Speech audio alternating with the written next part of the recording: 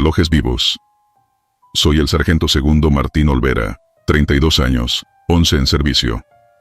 Esto pasó en la selva de Chiapas, a menos de 20 kilómetros de la frontera. No fue una patrulla larga, ni un operativo de película. Era un campamento de observación. Una malla camo, 2 tiendas bajas, antena direccional, la caja de baterías, una hielera con agua y sueros. Nada más. 4 hombres. Yo, el cabo Lugo, el soldado Reyes y el chino Martínez, que de chino no tenía nada, pero se le quedó el apodo. Nos dejaron en un claro al mediodía, con el zumbido de los moscos pegado a los oídos, y ese olor a tierra mojada que a veces anima y a veces marea. Desde que bajamos, algo se sintió mal, aunque no supimos darle nombre. No era miedo. Era como si la selva estuviera muy atenta a lo que hacíamos. Cuando desplegamos la antena y clavé la estaca, volteé a ver la hora para registrar inicio de instalación. Mi reloj marcaba 12 horas y 2 minutos. El de Reyes, 15 horas y 40 minutos. El del chino, 7 horas y 10 minutos del día anterior. Nos reímos. La humedad les pegó, dijo Lugo, y le dio unos golpecitos al suyo como si fuera televieja. Nadie se preocupó. El calor hace bromas. Encendimos el generador, muy bajito para no llamar la atención. Pegamos cinta roja en las esquinas del campamento para marcar el perímetro a oscuras. La rutina. Comimos galletas saladas, latas de atún, agua caliente. El chino, como siempre, prendió un cigarro, dio 2 jalones y lo apagó porque juraba que el humo atrae más a los moscos. Yo coloqué la libreta en el cajón de plástico y anoté. 12:36. Instalación en proceso. El lápiz se me quebró de la punta. Cosas que no dicen nada, pero se juntan. El primer detalle serio fue el GPS.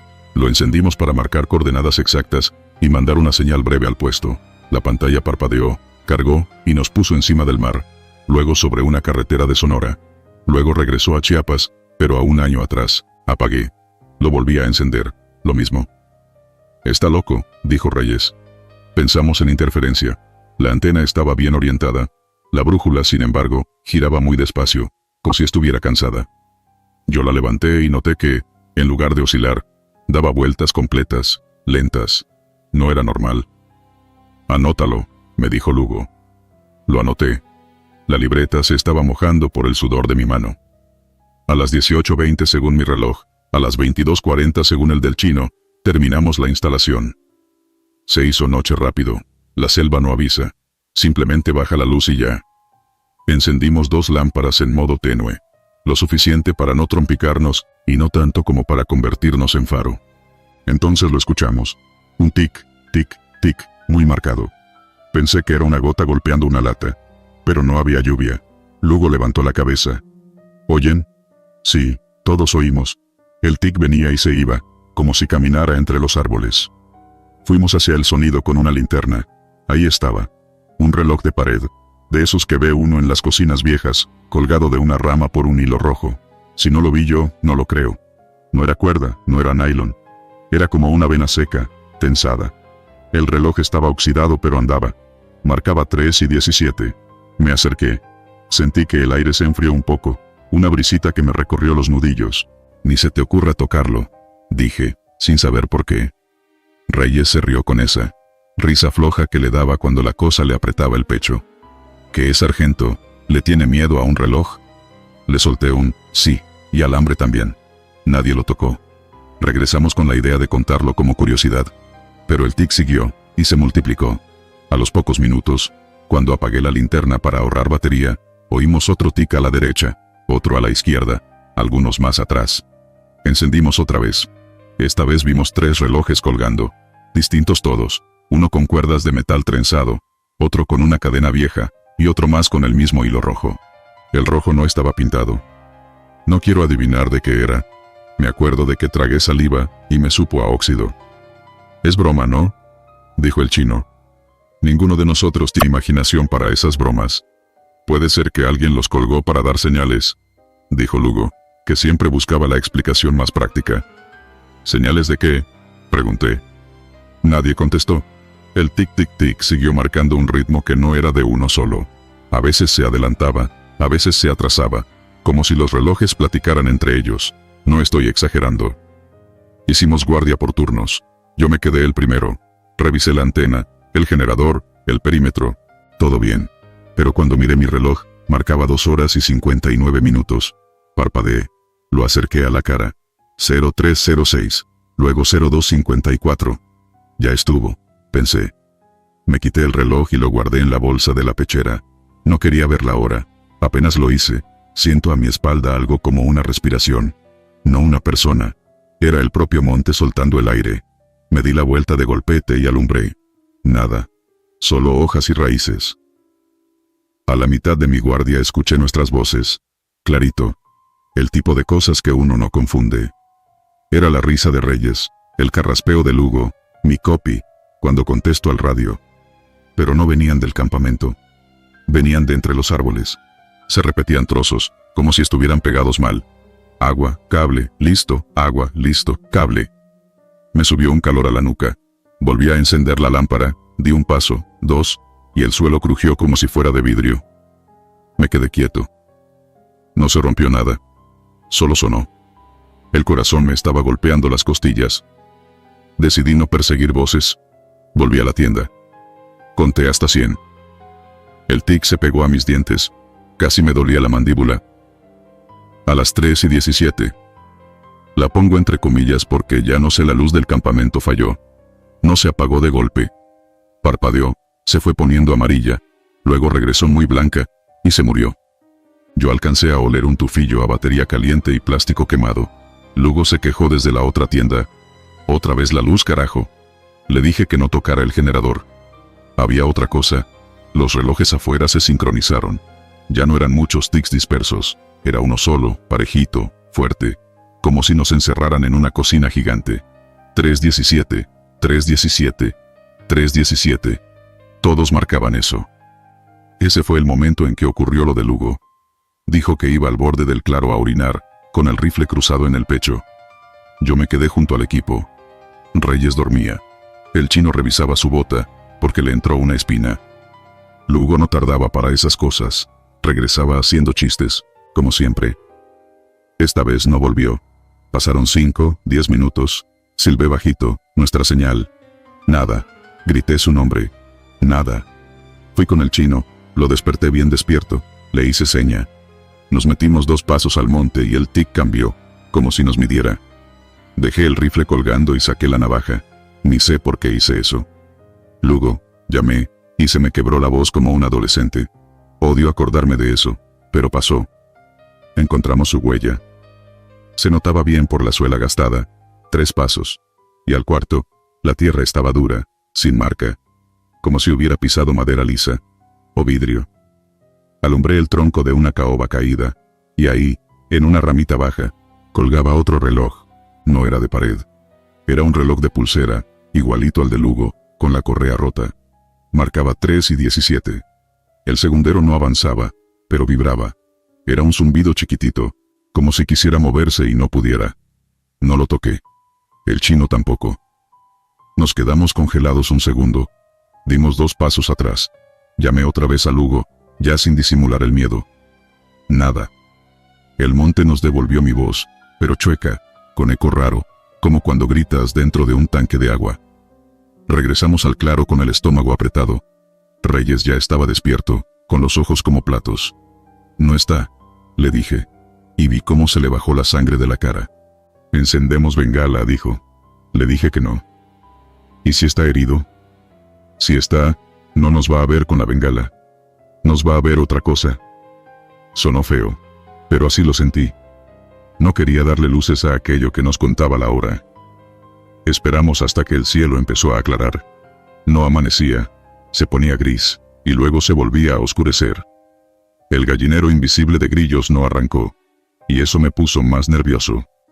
A las 4:30 de mi reloj, que ya no traía puesto pero igual miraba por costumbre, un pájaro gritó algo cortito y se cayó. Luego, de golpe, como si hubiera caído una lona, amaneció de verdad. La luz pegó en las lonas, los colores regresaron a las hojas, y el tic perdió fuerza. Seguía, pero lejos, como si cerraran una puerta de vidrio. Buscamos a Lugo todo el día. Dejamos marcas en los árboles, trazamos cuerdas entre ramas. Hicimos lo que dice el manual y lo que no dice. Ni rastro. Solo en un punto, A 30 pasos del claro, encontramos algo que me hizo apretar la quijada. Era un reloj muy chiquito, de esos de collar. No era de lujo, estaba abierto, la tapa grabada con unas iniciales borrosas. Adentro, en lugar de números, había letras que no pude leer, como si hubieran escrito a mano sin ganas. Marcaba, adivinen, 3:17. Lo dejé donde estaba. Sentí que, si lo guardaba, me iba a dar sueño mientras caminaba, y no iba a despertar. Cuando finalmente nos sacaron, tuve que escribir el informe. Extraviado durante reconocimiento. Me supo a mentira. No por quedar bien o mal, por respeto a Lugo. Él no se extravió. Lo extraviaron. O lo guardaron en algún cajón del monte, como se guarda un reloj viejo que todavía sirve para algo. A veces sueño con eso. Una mesa larga, llena de relojes, cada uno con una historia colgando del hilo rojo, y una mano que los acomoda por horas. La mano es de alguien que no he visto, pero huele a hojas rotas. Unos días después, en el cuartel, revisé mi libreta. Las anotaciones estaban corridas de lugar. Lo que escribí el día 1 aparecía sobre lo del día 2. Había una frase que no recuerdo haber escrito. No dejes que diga tu nombre. No es mi letra. No lo tomé como señal divina. Lo tomé como advertencia práctica. En ese lugar, cuando algo pronuncia tu nombre, lo pronuncia 2 veces. Y la segunda vez es para guardarlo. No regresé al claro. Pasaron meses. Un subteniente me habló de un retén en otra zona, y lo acompañé. Mientras esperábamos, un campesino mayor nos llevó café en un jarro de peltre, y nos contó, sin que le preguntáramos, que en la selva hay árboles que el tiempo usa de closet. Dijo closet, con su acento, closet, y me dio risa nerviosa. Ahí cuelgan lo que no alcanza a llevarse, dijo. Yo le pregunté que qué cuelga, me miró y respondió, horas. Le dejé la propina más grande que traía, no por el café. Hay cosas que aprendí a partir de esa noche, y no salen en los manuales. Si entras al monte y tu reloj empieza a fallar, no lo endereces a golpes. Guárdalo. Si escuchas voces que conoces repetir tramos de frases como discos rayados, no contestes, ¿quién anda ahí? Esa pregunta es una invitación. Si ves un hilo rojo, no lo tenses, no lo cortes, no lo sigas. Si un reloj marca 3:17 en medio de la nada, esa hora no es para ti. Es para otra cosa que le está esperando. Uno podría pensar que esto suena a superstición, y está bien. Cada quien se defiende con lo que tiene. A mí me sirvió hablarlo con palabras sencillas para no volverlo monstruo.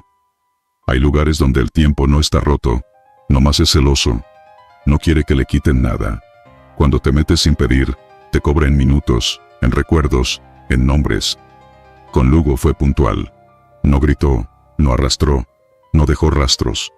Lo tomó a la hora exacta que le gustaba ver en todos los diales, 3:17, como un cobrador que llega cada mes el mismo día. A veces, cuando me toca guardia en otro sitio, y el viento hace vibrar la antena, escucho un tic solitario. No es fuerte, es apenas un golpecito. Me llevo el dedo a la muñeca, aunque ya no uso reloj en campaña. Siento la piel fría. Respiro hondo, cuento hasta 10 y miro al frente. Me repito la regla más útil que saqué de esa selva. Si el tiempo te busca, no le contestes. Que deje su recado y se vaya. Esto que cuento es para los que andan de noche en caminos que no salen en el mapa. Para los operadores que cruzan veredas sin alumbrado. Para los que montan guardia en casetas perdidas. Para los que creen que lo raro solo sale en la tele. Si un día se topan con relojes colgando de árboles, o con una hora necia persiguiendo sus ojos, no hagan el valiente de película. Den un paso atrás. Quiten el reloj. Apaguen la luz. Esperen a que amanezca de verdad. No ese amanecer falso como una lona levantada. Y si alguien cercano pronuncia su nombre desde la oscuridad, pregúntense algo simple. ¿Esa voz puede nombrar algo que no es suyo? Si la respuesta les da calor en la nuca, ya la tienen. No sé dónde está Lugo. No sé si para él la aguja se detuvo, o si sigue dando vueltas en silencio. Lo que sí sé, es que hay horas que no nos pertenecen, aunque las llevemos en la muñeca. Y la selva, paciente, las guarda. A nosotros nos toca decidir si le entregamos más de la cuenta. Yo ya elegí. En campaña, mi muñeca va desnuda. Y cuando escucho un tic donde no debería, camino más despacio, como quien entra a una casa ajena. Porque el tiempo, allá adentro, no pasa, te pasa la factura. Y esa factura siempre llega a las 3:17. Rugido del monte. Soy el teniente Carlos Abarca, 36 años, 15 en servicio. Aprendí a reconocer el sonido de casi todo lo que vive o truena en la sierra, jaguares a lo lejos, ramas quebrándose por iguanas pesadas, ríos creciendo de golpe cuando llueve arriba. Hay ruidos que uno archiva en la cabeza y no olvidan. Pero aquella noche, en 2023, en la Sierra del Petén, escuché algo que no venía de la lista. Fue como si la tierra masticara aire. Un bramido profundo, lleno de vibras que le aflojaban a uno el estómago. La estación de radio lo avisó con palabras que parecían broma. Temblor breve. Ruido. Como de animal. Los tres que salimos conmigo ya me conocían. El cabo Torres. Moreno alto. Hablador cuando había sol. El soldado Lugo. Serio. Con esa calma que uno busca cuando sabe que puede ponerse feo. Y el soldado Ríos. El más nuevo. Con ojos de quien todavía no decide si se asusta o se ríe. Tomé mi lámpara. La libreta roja donde apunto cosas que después nadie me cree, y un termo con café frío que sabe a clavo pero ayuda. Vamos y regresamos, dije como si eso alcanzara.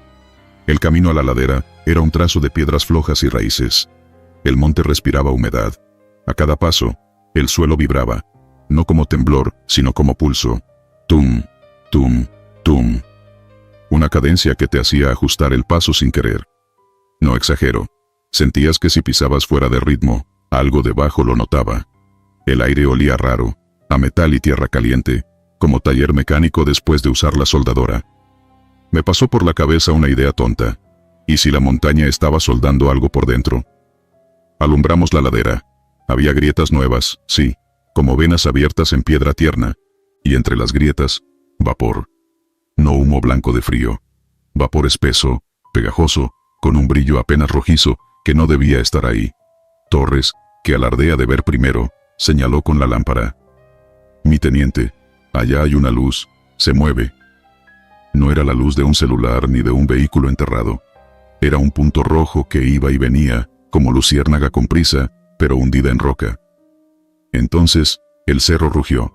Decir rugió, es quedarse corto. Fue un golpe de aire que salió por todas partes, como si la montaña tosera. Las ramas chirriaron y nos tiramos al suelo sin que nadie diera la orden. Hice contacto con la tierra mojada y sentí, con la palma, que algo latía abajo. No un latido de corazón normal. Era más lento y largo, como si cada compás arrastrara piedras.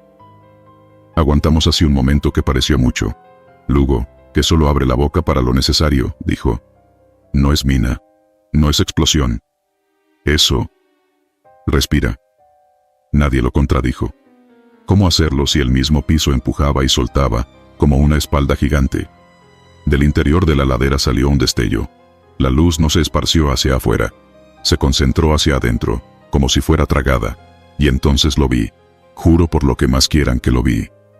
La roca se arqueó y, en esa curva imposible, apareció la forma de un ojo. Solo uno. Enorme. No tenía blanco ni pupila como la nuestra.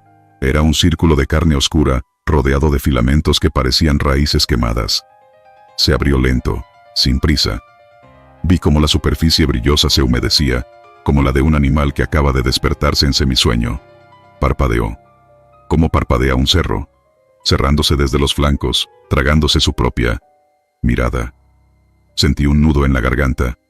Me escuché decir, bajito, no nos mires. Como si sirviera de algo. Río soltó un quejido ahogado. Torres rezongó un "ay güey", que me habría dado risa en otra ocasión. Lugo apuntó con la lámpara y luego la bajó, como si ese ojo pudiera molestarse con la luz. Tomé aire. Olía a moneda vieja, a sangre de nariz. Pensé en dar la orden de retroceso, pero el cuerpo ya iba de salida. Caminábamos hacia atrás, sin quitarnos la vista del cerro, como cuando te alejas de un perro que no sabe si se va a lanzar. La bajada se nos hizo eterna. Los grillos habían callado. Hasta los mosquitos parecían haberse metido debajo de las hojas. El pulso siguió un rato, y luego se fue desinflando, como cansado. Al llegar al campamento, nadie preguntó. Nadie contó chistes. Nadie dijo que eran alucinaciones. El generador hacía un ronroneo débil, que nunca había agradecido tanto. Fui a la mesa de radio. El operador, un tal Zárate de manos huesudas, me mostró un registro de vibraciones. Actividad sísmica rara, mi teniente. Lo marcó el radar, pero no hay señal de falla. Es como si hubiera venido de arriba y abajo a la vez. Asentí, y me serví café del termo. Templado, casi frío. Me supo a tierra. No quise lavarme la cara. Tenía miedo de que el agua, al tocarme, trajera esa vibración a la piel otra vez. Nadie durmió. Se escucha feo decirlo, pero así fue. Te acuestas, y el colchón te late. Cierras los ojos, y ves esa textura brillante cerrándose como párpado de piedra. A las 4 de la mañana, el registro volvió a parpadear. Subida de actividad, bajada, silencio. Salimos otra vez, por necios. No encontramos la grieta principal. El monte, al amanecer, estaba como recién peinado. Ni rastros del vapor, ni el olor metálico. Solo unas marcas de botas que no quise seguir comparando. Los días siguientes, la historia se acomodó sola. En el radio, uno que otro operador de otra base comentó: ruidos raros, tierras blandas, piedras que cambian de lugar, y lo de siempre. Ha de ser el agua. Alucinamos por la humedad. Otros dijeron lo que la gente siempre dice cuando no entiende: que son túneles, que es contrabando, que nos quisieron asustar con un dron, que la sierra guarda huecos y ya. A mí me quedó el retumbo. Un zumbido bajito que se metía por las botas cuando cruzaba esa zona. No duele. No arde. Solo avisa. ¿Avisa de qué? Buena pregunta. Semanas después, nos tocó patrullar cerca del corredor natural, por el lado en que la sierra hace una herradura. La vegetación allí es espesa, y el lodo te sube a los tobillos con ganas de quedárselos. Íbamos 5. Nos detuvimos a descansar donde el piso parecía firme. Fue Lugo, otra vez el silencioso, el que dijo: ¿oyen eso? Yo pensé en el latido, pero no era el latido. Era un sonido como de piedras rozándose, muy fino, casi amable. Como si alguien lijara el interior de un túnel con movimientos circulares. No se separen, ordené. El roce se mezcló con olorcito a quemado, a cable recalentado. Vi unos arbustos moverse sin viento. Uno tiende a pensar en animales. Descarté jaguar. No era ese el ritmo. Era un deslizamiento pesado, de algo que aprende a usar sus partes. Quise hacer una marca en el GPS. El aparato se puso necio. Pasó de tener señal a 0. Ríos, que aún conservaba inocencia, dijo: se frició. Me soltó una risa nerviosa. No se fríe el monte, le respondí. El monte decide que no hay señal, y ya. Eso dije. Y lo pensé en serio. Hubo un chasquido debajo de nosotros, cortito, y el suelo cedió apenas 1 centímetro. Nadie cayó. Solo nos miramos. En mi cabeza repicó una idea absurda. ¿Y si no estamos sobre tierra, sino sobre alguien que se dejó cubrir de tierra? Encontramos una huella rara a 2 kilómetros. Digo huella, por no llamarla antojo. Una especie de oquedad redonda, perfecta, del tamaño de una mesa grande. No era pozo ni marca de vehículo. Era como si algo muy pesado hubiera apoyado ahí una parte suave, dejando alrededor una línea brillante, casi pulida. Apoyé los dedos. Estaba tibia. Retiré la mano rápido, no por miedo a quemarme, sino por una vergüenza rara, como si hubiera tocado la piel de un desconocido dormido. Esa noche, de vuelta en la base, bajé a escribir. Mi letra salió apretada, chueca, como si tuviera prisa. Puse: no es un túnel, no es caverna, no es fuego, no es gente. Es un cuerpo, grande, viejo. Aprende a moverse. Me dio risa mi propio tono. Lo taché. Escribí otra vez. Hay algo debajo que se organiza. No tiene sentido, hasta que lo tiene. En la tercera salida, porque uno es obediente de las órdenes, pero también tercamente curioso, nos acercamos al mismo cerro de la primera noche. Llevábamos cuerda, equipo de descenso, un taladro portátil para tomar muestras. No se rían. Creer o no creer no quita que queremos datos. Anclamos en una roca firme. Hicimos una perforación mínima. Del hueco salió aire caliente con olor a hierro. No humo, no gas. Aire vivo. ¿Cómo explicar eso sin sonar a chamán? Ríos quiso bromear. ¿Y si nos contesta? Le puse una mano en el hombro. Si contesta, corremos, dije. Y lo decía en serio. Torres, que siempre fue echado pa'lante, acercó el oído al taladro. Se oye como mar, dijo. Como mar tapado. Y sí. Un rumor de ola que no revienta. Un ir y venir que no moja, pero erosiona. Le hice señas de alejarse. Entonces el sonido subió medio tono. No mucho. Medio. Lo suficiente para que el pecho vibrara por dentro como tambor mal afinado. El taladro se detuvo solo. No falló. Lo soltamos. Se quedó clavado, quieto. Nadie lo tocó. Nadie quería ser el valiente sorbealmas. Aparecieron rajaduras finas alrededor nuestro. Millones de microfibras en la roca, como piel de gallina. En serio, piel de gallina en piedra. Estiré la mano, y no me atreví a rozarlas. Sentí ese impulso estúpido de decir, perdón. No lo dije. Tragamos saliva a la vez. Nos vamos, ordené bajito, como si hablar fuerte pudiera ofender al cerro. Caminamos en punta, despacio, sin equivocarnos. El aire cambió a fresco de pronto, como si abrieran un refrigerador grande, y el olor a metal se apagó, igual que una vela soplada. Pasó un mes sin nada extraordinario, salvo lo que ya conté del retumbo bajo los pies. Yo había dejado de hablar del tema con gente de fuera. Uno aprende. Cuando cuentas algo así, te ponen el apodo de fantasmas, y te revientan de bromas. O peor, te creen a medias y eso te condena al lugar del raro. Pero un chofer de camión, de esos que suben y bajan por el corredor en la madrugada, me contó algo en una revisión de rutina.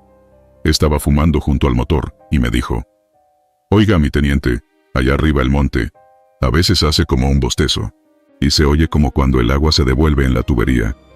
A mí me da por apagar el radio un rato, se me figura que el ruido de los anuncios le cae pesado». Me reí. «¿Al monte?». Él encogió los hombros. «Al que esté adentro». Lo peor de todo fue lo que vino un domingo. No pasó en la ladera, pasó en la base. 3 de la tarde, calor pegajoso, la tropa floja, uno que otro jugando dominó. El generador se apagó. De golpe, silencio total. El silencio pesado de la selva sin ventilador. Y en ese silencio, el retumbo, el mismo. 2, 3, 4 veces.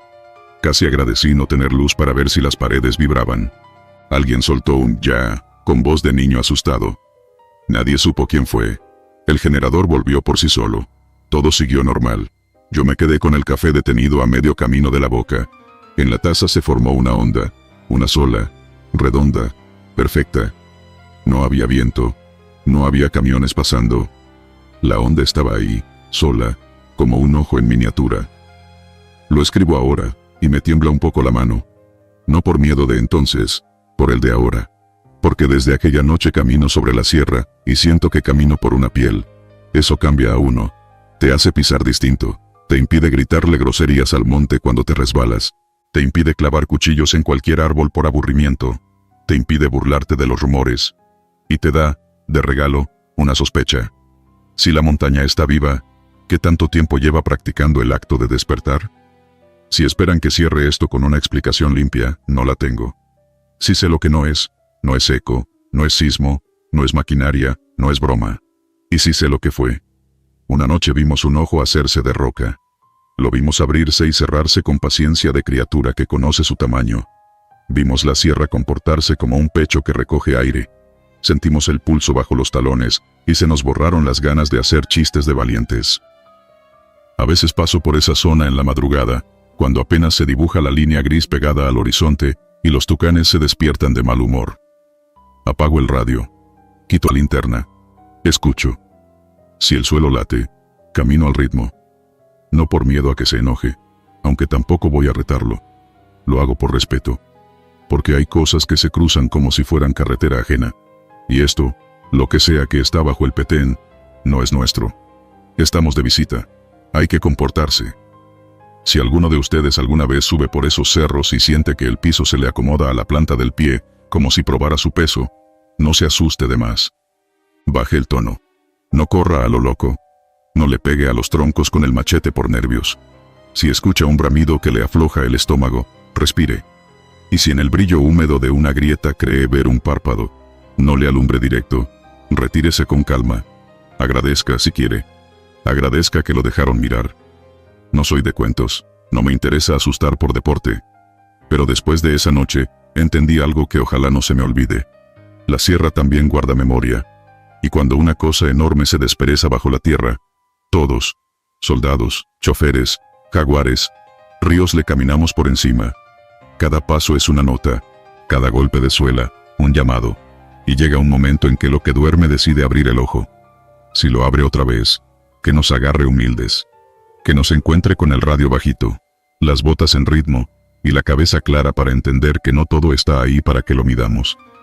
Hay cosas que solo se cruzan en silencio. Y se cuentan, sí, pero así, sin adornos, como aviso. Para que el que escuche sepa dónde pone el pie. Y para que, cuando el mundo esté en silencio y vuelva a despertar, no nos encuentre gritándole a la montaña, sino pidiéndole permiso de pasar. Frecuencia muerta. Buenas noches, compañeros. Soy el sargento técnico de transmisiones Víctor Ibarra, 33 años, 12 en servicio. Esta grabación la hago por indicaciones del médico de la brigada, y porque, según el reglamento, cualquier anomalía en comunicaciones debe quedar asentada por escrito y por voz. Lo que voy a contar ocurrió hace 2 años, entre abril y mayo, durante una operación de interdicción en la selva Lacandona, Chiapas, en un sector sin topografía precisa, a jornada y media de la pista más cercana. Llegamos por río, con motores pequeños, y el metal caliente pegado a las manos. La humedad parecía subir desde la garganta hasta el casco. Mosquitos como pólvora viva, el río oliendo a hoja pudriéndose. Nuestra tarea, montar un repetidor portátil, y establecer un anillo de escucha en banda corta, para detectar cruces nocturnos. No había señal abierta. Las colinas y el dosel vegetal, nos cerraban como un puño. El primer día todo normal. Calibramos antenas, pusimos el mastro telescópico, anclajes en ceibas. Yo llevaba un R12 con acoplador, baterías nuevas, y una radio de respaldo HF, con sintonizador manual. El cabo Cruz, que era bueno para los diales finos, me ayudó a peinar las frecuencias. Menos de media hora tardamos en confirmar. Silencio. Ni civiles, ni taxis de río, ni contrabandistas. Solo ruido térmico, y las chicharras partiéndote el cráneo. A medianoche, cuando el monte se junta y los pájaros callan, la frecuencia muerta habló. Primero fue un tono, como un pitido antiguo de teletipo. Luego, una voz masculina, grave, con un arrastre en las RR. Dijo mi apellido completo. Ibarra, corte y quede. Usó fraseo de radio, pero con códigos de hace décadas, abreviaturas que ya nos enseñan. Le pedí identificación. Silencio. Y de pronto, otra voz, de mujer. 3 luces al oriente. Punto. No crucen el arroyo. Después nada. Puse registro en el cuaderno. Hora 0037. Aparecieron 3 luces exactas, no en el cielo. En el monte moviéndose a la altura de las rodillas, como si alguien caminara con lámparas tapadas. La escuadra de reconocimiento iba a interceptar, pero yo pedí retenerlos. Minutos después escuchamos ráfagas desde donde iban esas luces. Alguien emboscó a alguien ahí, y nosotros, por quedarnos, seguimos vivos. El capitán Tadeo ordenó apagar todo y replegar. Yo apagué. Pero la radio siguió prendida, el búmetro saltando, la aguja nerviosa. El indicador de batería marcaba 0. Le quitó el cable. La aguja siguió bailando, como si respirara por su cuenta. Se los juro por mi grado. Al amanecer, el capitán me pidió revisar el log. Cruz, que no era de asustarse, estaba pálido. A mediodía sonó de nuevo la banda. Inventario, 7, menos 1. Aguacero a las 16. Cambio. Éramos 8 en el puesto. A las 13:10, el soldado Méndez cayó de una liana mal pisada, y se desgarró el muslo con una estaca. Lo evacuamos por el río. Quedamos 7. Y a las 16 horas, el cielo se partió de agua, como si hubiera obedecido una orden. Empezamos a discutir si alguien nos estaba trollando. El teniente de inteligencia, que era escéptico, dijo que podían ser piratas de radio. Les conté la parte que no quería decir. La voz femenina del primer mensaje pronunció mi segundo nombre, que no aparece en la bitácora ni en el gafete, solo mi madre me dice así. La segunda noche fue peor. Yo de guardia, la antena doblándose con las ráfagas, la lona goteando. La banda corta empezó a arrastrar lamentos, no una voz, sino varias, solapadas, con ese retumbar grave que da la humedad.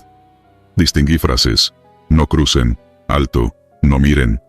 Y entre todas, una niñez clara. Víctor, no contestes. Era la voz de mi hermana cuando teníamos 12 o 13 años. La selva olía a metal, como sangre recién abierta. El remate. Coordenadas. En la libreta, 16:90. El punto coincidía con un arroyo seco a unos 700 metros. Al capitán no le gustó, pero autorizó un equipo de 3. Avanzamos con luz roja. La selva de noche se te mete en los huesos. ranas como motores, zancudos en la nuca, hojas pegándose como manos. Al llegar al punto, la tierra aún guardaba calor bajo el lodo. Había marcas de botas y otras huellas, desnudas, pequeñas, como de niño, pero hundidas profundo. El cabo Cruz dijo en voz baja: «Esto no es ni gente ni jaguar». El aire se apagó. Ni un grillo. Cuando el monte calla así, o viene lluvia, o algo nos mira. Regresamos con prisa. La radio. Yo juré que la había dejado desconectada, grabó sola. En la cinta quedaron golpes secos, 3, un susurro, retirada al alba, y la risa de mi hermana. Al alba, el capitán ordenó mover el puesto al alto del río. Empacamos con torpeza. A media mañana, una crecida se llevó el banco de tierra donde habíamos dormido. Si hubiéramos seguido ahí, el río nos mastica. Tercera noche, yo ya no quería tocar el equipo. La aguja del S-meter se fue a tope. Se oyó una estática como granizo y arriba, pasos sobre la lona. Cruz levantó la mirada. «Son pasos chicos, mi sargento». Nadie respondió a nuestro «alto». Apagué linterna para no delatar la posición. Los pasos pararon. Y entonces, en la radio, entró clarita la señal meteorológica oficial. Siglas correctas, fraseo normal. Tormenta eléctrica en sector Bravo, mantengan paraguas. En nuestro argot jamás se dice paraguas. Jamás. Nadie del ejército habla así. El relámpago cayó a menos de 100 metros. El golpe nos tiró. En ese blanco que te deja el trueno, escuché mi voz, mi propia voz, salir por el altavoz. «No abras la tienda, Víctor». La boca me supo a óxido y a miedo. Obedecí sin pensar. Cruz, que siempre desafiaba, abrió la lona un palmo y asomó la cara. Lo vi pálido. Afuera, en el claro, había 3 siluetas pequeñas de espaldas, quietas bajo la lluvia, como niños mirando al monte. No se mojaban. Las gotas reventaban antes de tocarlas, como si el aire las protegiera. La radio crujió. «No miren». Bajamos la lona, y nos quedamos pegados al suelo como lagartos. Al cuarto día nos extrajeron por río. Inteligencia revisó mi equipo. No hallaron manipulación. La batería vieja seguía marcando 0. Las cintas con las grabaciones regresaron del laboratorio con el sello «inaudible», contaminado. En el último minuto del carrete, lo escuché yo, el perito y el capitán Jay, un silbido, y después una voz infantil que dice: «Aquí no hay señal, Víctor». Y mi nombre arrastrado, como cuando mi hermana me hacía burla. Oficialmente, el reporte quedó como interferencia atmosférica y estrés operativo. La base de inteligencia escribió que la carga semántica percibida por el sargento podría derivar de sesgos y fatiga. Digan lo que quieran. Esa frecuencia muerta nos salvó de una emboscada y de una crecida. También nos habló con voces que no pueden estar en una radio. Gente que no estaba viva, gente que nunca llevó un indicativo. Desde ese día, cuando salgo al monte, llevo un receptor pequeño en el pecho, sin batería, por manía. A veces, en medio del zumbido de los insectos, juro escuchar un clic seco, como quien abre canal, y yo, por si acaso, respondo en silencio. Porque hay sectores de la selva, donde el aire transmite más que ondas, transmite recuerdos, y algunos, si los ignoras, te pasan factura. Para quien me escuche en otras patrullas, si una frecuencia muerta te nombra por tu nombre, y te pide no mirar, no seas valiente. Obedece. La disciplina también es saber bajar la cabeza, cuando lo que te habla no usa nuestros códigos, pero sabe los tuyos. Silencio vector. Buenas noches, audiencia. Habla el teniente de infantería Benjamín Quirarte, 35 años, 14 en el servicio. Esto pasó en el corredor selvático de Luxpanapa, que colinda con Oaxaca y Veracruz. Íbamos 8 hombres, y una guía civil zoque, doña Eustaquia, setentona con ojos de machete. El objetivo: ubicar campamentos móviles en una zona con claros falsos. Así les decíamos a esos círculos donde el dosel abre, pero el suelo esturba y te traga. El monte allí tiene un espesor de sonido. Se oye todo: goteo de bromelias, ranas, monos, hojas rozando. El primer día me sorprendió una cosa. A ratos, el ruido se inclinaba. No encuentro otra palabra. Era como si el zumbido general del bosque se moviera en una dirección precisa, no por viento, sino por voluntad. Doña Eustaquia mascó tabaco y dijo: «Eso que sienten es el silencio caminando. Si se para sobre ustedes, no respiren fuerte». Nos reímos. A las 2 de la madrugada se nos quitó lo chistoso. Acampamos en un lomo entre dos arroyos. Monté la guardia del segundo turno. Conté insectos. Repetí oraciones que me enseñó mi madre. Todo normal. De pronto, sin aviso, el bosque se apagó. No bajó el volumen. Cesó. Ni un bicho, ni una gota, ni el aire. Ese vacío llegó como pared. Entró por el lado norte y me cruzó el pecho. Sentí que el tímpano se metía hacia adentro. La lona crujió, pero no sonó. Cuando quise gritar, de pie, no salió nada. La garganta se movía, sin ruido. El silencio nos había anulado. Desperté al cabo Rendón con codazos. Él abrió los ojos y noté panal de sudor en su frente. Señaló su propia oreja. Nada. Los hombres adentro eran sombras moviéndose en muda. Salí medio cuerpo de la tienda. La oscuridad no era normal. Se veía densa, como humo negro sin olor. A 3 metros, el fuego seguía ardiendo, pero sin crepitar. El silencio se acercaba por el claro, como un animal. Se me vino esa idea así, sin querer, que el silencio tenía vector. Iba de allá hacia acá. Lo vi. No era verde retina, sino de piel. Una franja oval, alta como un hombre, más lánguida, que devoraba sonido. Donde pasaba, las hojas no crujían, el agua no goteaba, y mi corazón pegaba golpes sin retumbar. Me apunté a mí mismo la orden mental: quieto, respiración corta. Me tardé segundos en entender que el aire no entraba bien. Intenté un sorbo grande y sentí que algo me robaba la inhalación, que rapiñaba el aire al mismo tiempo que mis pulmones. Asfixia en seco. Rendón colapsó de rodillas. Le vi abrir la boca, boquear en mudo. Yo lo tomé de la pechera y lo arrastré por puro impulso hacia el borde del claro. El silencio vector nos siguió. Doña Eustaquia salió del monte como si hubiera crecido de la tierra. Me miró fija, movió los labios, no la oí. Sacó de su bolsa una bolsita con sal y la lanzó al centro de la franja. La sal quedó suspendida, girando lentísima, como si la gravedad hubiese cambiado ahí adentro. Luego cayó. No sonó. Me hizo señas. Tierra. Entendí tarde. Empuñé el cuchillo, abrí un rectángulo de lajas húmedas y expuse suelo rojo. Con la bota, golpeé el barro. Nada. Doña Eustaquia se arrodilló, escarbó con uñas negras y armó un cruce de tierra húmeda, como una cruz sin brazos, en dirección al vector. De la nada, el silencio titubeó. No oí el titubeo. Lo vi vacilar, como calor ondulando en asfalto. Nos movimos en bloque, paso mínimo. Cada metro que avanzábamos, sentía una mano invisible tironear de mi respiración. Rendón se clavó las uñas en el pecho. Los otros dos del turno, Santos y el gallo, aparecieron con ojos redondos, preguntando cosas que no escuché. Doña Eustaquia nos metió a todos en esa línea dibujada en el suelo. La franja nos rozó. El cuero del cuello se me erizó de dolor, como un rasguño interno. Por segundos no supe si seguía vivo. Y entonces, volvió un sonido. Uno solo, mínimo. Primero como una hebra, luego completo. Mi propia respiración. Entró el aire como si me devolvieran el cuerpo. El fuego chasqueó con retraso, el monte reanudó su coro en tropel. Grillos desordenados, agua insistente, hojas volviendo a frotarse. El silencio retrocedió hacia la barranca. No caminó. Fue empujado.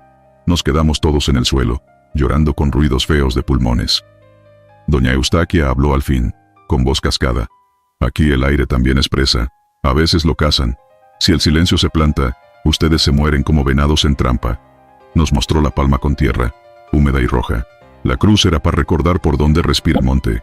Si no hay salida para el viento, lo arrancan. No entendí todo. Entendí suficiente. Amaneció pegajoso. Rendón escupió sangre al lavarse. Los alvéolos, dijo luego el médico, estresados. A Santos le zumbó el oído 3 días. El gallo perdió la voz unas horas, de puro susto. Yo estuve bien, hasta que revisé el perímetro. En la orilla del claro, donde anoche yo había visto esa franja, había una estrella del tamaño de una mano, marcada en la hojarasca. Un vacío perfecto, sin polvo ni trozos, como si algo hubiera lamido el mundo en forma de pentágono torcido. Reporté.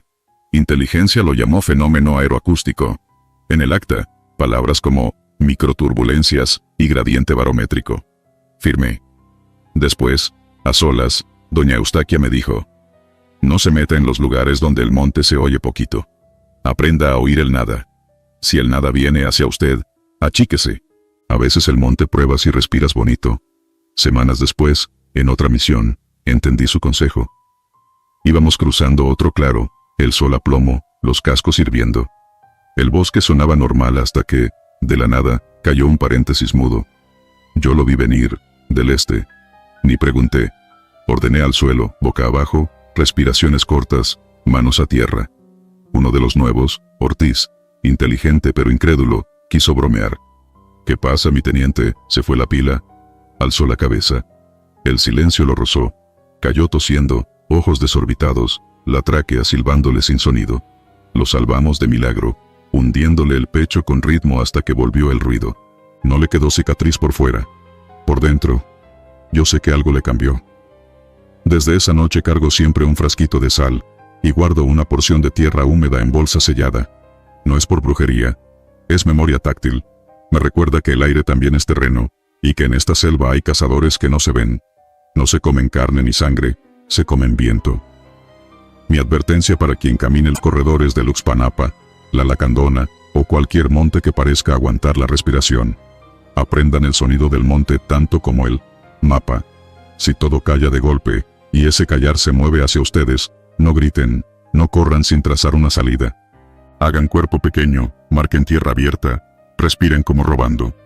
Porque hay noches en que el silencio no es ausencia, es presencia con hambre, y viene por tu aliento como si fuera suyo. Pasos de cristal. Soy el teniente Adrián Cázares, 30 años, 9 en servicio. Lo que voy a contar pasó durante un patrullaje a lo largo del río San Pedro Mártir, en la frontera con Guatemala. Esa parte de selva no perdona. Humedad metida hasta en las botas, zancudos como tornillos, raíces que te agarran el tobillo. Arriba, ni el helicóptero impone respeto. Pasa como si el aire estuviera lleno de barro y el ruido se quedara pegado a las copas de los árboles. Éramos 6. Yo al frente, luego el cabo Lugo, el soldado Pérez, el recluta Chaparro Jiménez, y atrás 2 más cuidando cola. Avanzábamos despacio, macheteando lo justo para no hacer escándalo. A media tarde, el suelo empezó a sonar raro, como cuando pisas vidrio molido. Primero creí que eran conchas o piedra quebrada. Bajé la mirada. Entre el lodo se veían puntitos brillantes, como astillas transparentes. No parecían vidrio, porque tenían una claridad rara, una especie de brillo mojado, que reflejaba la luz sin quemarte la vista.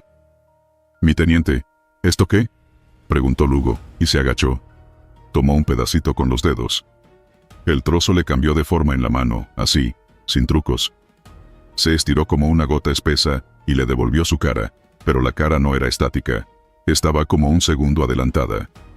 Lugo movió la ceja, y el reflejo ya la tenía arriba, antes de que él se la moviera. Lo soltó de golpe. Cayó al lodo sin ruido, como si no pesara. Se me cerró el estómago. No dije nada. Hice señas de seguir en columna, pero ahora con más separación. El río se escuchaba cerca, golpeando despacito contra piedras, y a ratos el viento traía olor a pescado podrido. Conforme nos acercamos al cauce, el fenómeno agarró confianza. Las hojas tenían brillos raros. El agua parecía tener semillas de espejo flotando. Las piedras, negras y redondas, nos reflejaban en pedacitos, como rompecabezas. Y en todos los reflejos pasaba lo mismo. Si yo iba a levantar el arma, el reflejo ya la tenía a media altura. Si bajaba la cabeza, la imagen me ganaba por un suspiro. No es fácil explicar lo que eso le hace a la mente. Es como perder el paso con uno mismo. Das 2 pasos y sientes que el cuerpo va atrasado, como si otro tú ya hubiera caminado antes y te dejara su huella fresca. A Pérez le dio por maldecir bajito. El chaparro se puso pálido. Lo noté porque la piel se le volvió color masa, y se mordía el labio hasta sacarse sangre. Llegamos a una playita de piedras donde el río hace vuelta. Ordené alto y revisé con binoculares, puro trámite. El agua corría color té, y el reflejo del cielo, entre gris y menta, se acomodaba en la superficie como una lámina. Fue ahí donde noté algo que me dejó frío. En el espejo del agua, nuestra columna no iba en fila. Íbamos abiertos, como si alguien nos hubiera reordenado. Y el que estaba delante de mí en el reflejo, no era Lugo, era yo. Guardé los binoculares. Respiré por la nariz para no oler a moho. Debíamos montar guardia y pasar la noche antes de internarnos más. No me encantaba la idea, pero acampar río arriba tenía menos cobertura. Decidí quedarnos. Hicimos círculo pequeño con hamacas y lonas. Nada de fogata. Raciones frías. El sonido del río ayuda a dormir, dicen, pero esa noche el río sonaba hueco, como si en el fondo hubiera una cueva y el agua solo fuera la piel. Tomé el primer turno con Lugo. Media hora en silencio, puro oído abierto. Escuché entonces pasos detrás de mí. No pasos de animal. Eran mis pasos. El mismo ritmo, el mismo peso al caer el talón. Volteé con calma para no hacer ruido. Ahí estaba mi silueta, pegándose a la orilla. No era una sombra normal. Era como si la superficie del río se hubiera levantado con mi forma. La cara, lisa, sin rasgos. No agujeros, no boca, nada. Pero vibraba, muy leve, como gelatina. Sentí un impulso inmediato. Apunté. Disparé una vez. El tiro rebotó entre árboles y agua, pero la figura no cayó. Se acercó, tocó con calma el cañón del fusil y se deshizo con la misma facilidad con la que se rompe el vaho en un espejo cuando pasas el dedo. Lugo tragó seco. Me preguntó con los ojos qué hacía. No quería asustar a los demás, así que hice la señal de silencio. Revisamos perímetro. Nada. Todo igual, pero no igual. Me cuidé de no ver los reflejos. Aún así, en la culata del fusil, pulida por el uso, me vi parpadear antes de parpadear. En el segundo turno, le tocó a Pérez con el chaparro. Puse a Lugo a dormir un rato. Yo me recosté, pero no pegué el ojo. Por ahí de la medianoche se escuchó un quieto que me levantó de un brinco. Corrí con la lámpara tapada. Vi a Pérez apuntándole a sí mismo, o más bien a algo que se parecía a él. El otro Pérez no tenía cara. Se paró a medio metro, imitando el mismo ángulo del fusil, como un espejo que te copia con ganas de molestarte. El chaparro no pudo más, y le aventó una piedra. El impacto no hizo ruido. La piedra se metió en el pecho de la figura como si el pecho fuera agua. Luego salió por la espalda y cayó al suelo ya normal, con un toc tonto. El otro Pérez se deshizo en humo húmedo, y luego no hubo nada. «Esto no es brujería», dijo Pérez, temblando. «Esto es otra cosa». A las 3 de la mañana, el calor bajó de golpe. La brisa venía helada, con ese frío que hace ruido en los dientes. Me senté en la hamaca, y ahí supe que algo había cambiado. El bosque se había callado. Nada de grillos, nada de ranas. El silencio, pesado. Me puse de pie, y anduve hasta la orilla con cuidado. No quiero adornarlo. Tenía miedo. Miedo de ese que no te sube a la garganta sino que te aprieta la nuca y te afloja las manos. El río, ahora, no corría. Estaba liso, completamente plano, como si alguien hubiera puesto una tapa. Y en esa tapa nos vi. A los 6. Dormidos, parados, uno rascándose, otro dándose vuelta en la hamaca. Y detrás de cada uno, otra figura igual, sin rostro, puesta a una distancia de un paso. Yo parpadeé. Mi copia número. Se quedó firme, como esperando una instrucción. Volví al campamento. Hice ruido a propósito, nada fuerte, lo justo para que mis hombres movieran. Los reflejos no. Se quedaron en su pose. Eso me dio una idea tonta pero útil. Lo que sea que estuviera del otro lado, no seguía el mismo tiempo que nosotros. Iba adelantado cuando nos reflejaba en pedacitos, pero en esa lámina se había quedado atrás, congelado. ¿Por qué? No lo sé. Lo único que pensé fue, vámonos antes de que nos alcance. Decidí levantar el campamento sin luces, señalé, empaque y marchemos. Nadie discutió. Cada quien recogió lo suyo con torpeza. Me acerqué a Lugo para decirle que cerrara columna cuando escuchamos un ruido bajo, como de hielo quebrándose. Venía del río. Todos miramos, aunque yo no quería. La lámina se cuarteó en líneas finitas y el agua se soltó con prisa, como si hubiera estado aguantando la respiración. En el reflejo roto, nuestras copias caminaron al mismo tiempo, directo hacia el borde. No avanzaban hacia afuera, avanzaban hacia arriba, como subiendo por el espejo. El agua goteó del aire. No sé explicarlo mejor. En columna, ya, ordené. Nos metimos a la selva a lo bruto, abriendo camino como fuera. Dimos 20 pasos y el bosque nos devolvió el mismo número de pasos, pero con ese segundo de ventaja que ya nos traía locos. Un momento, el chaparro tropezó con una raíz y soltó un «ay» que parecía de niño. Lo levanté de la pechera. Tenía los ojos vidriosos. «Mi teniente», dijo, y se calló, porque enfrente, en una hoja grande de plátano, nuestros reflejos nos miraban sin ojos. Llegamos a una especie de claro. No era tanto un claro como un espacio donde los árboles habían decidido darse un respiro. El suelo ahí era más seco. En el centro había una piedra gris, de esas que se calientan en el día. Encima, eso transparente, como cristal derretido, formaba una mancha ovalada. Me acerqué lo suficiente para ver que no era una superficie lisa.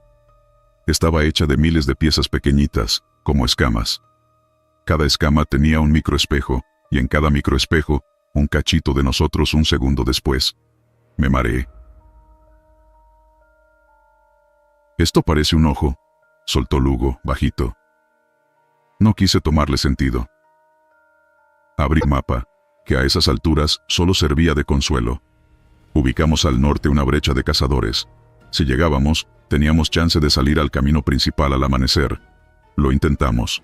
Dejamos la piedra atrás, pero con cada paso los reflejos se multiplicaban. No era solo que las piedras y las hojas nos copiaban, los troncos, la superficie mojada de mi cantimplora, la placa de identificación, el filo del machete, todo nos devolvía adelantados. Era una persecución rara, como si siempre hubiéramos llegado tarde a nuestra propia ruta.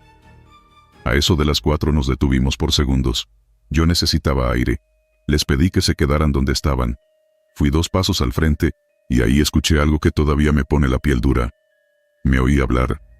Mi voz, clara, desde la nada.